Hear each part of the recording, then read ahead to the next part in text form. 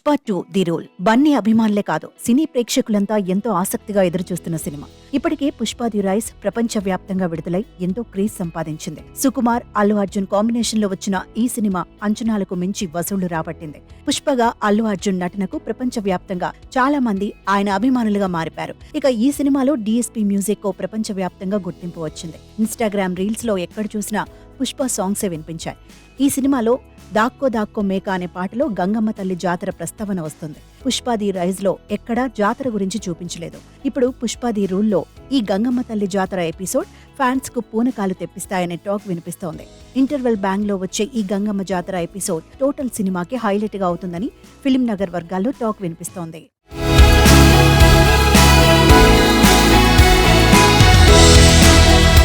Cinema మొత్తంలో ఈ గంగమ్మ జాతర ఎపిసోడ్ దాదాపు అరగంట సేపు ఉంటుందని తెలుస్తోంది. అందుకోసం ఇప్పటికే సినిమా యూనిట్ ఈ ఎపిసోడ్ పై 35 రోజులు పనిచేసింది.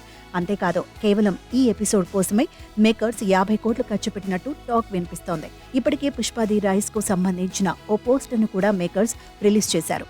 అందులో అల్లు అర్జున్ ఒక ప్రత్యేకమైన వేషధారణతో కనిపిస్తాడు. చేతులకు నెయిల్ పాలిష్, నుదుట బొట్టు, ఇలా ఓ క్రేజీ అవతార్లో బన్నీ కనిపించాడు. తిరుపతిలో జరిగే గంగమ్మ తల్లి జాతరకి చాలా ప్రాముఖ్యత ఉంది. ఇక్కడ జాతరకు వివిధ ప్రాంతాల నుంచి భక్తులు వస్తుంటారు. వివిధ వేషధారణలతో వచ్చి అమ్మవారిని దర్శించుకుని భక్తులు మొక్కులు చెల్లించుకుంటారు. అయితే ఈ సినిమాలో కూడా పుష్ప అలానే ఒక విచిత్రమైన వేషధారణతో జాతరకు వస్తాడని తెలుస్తోంది.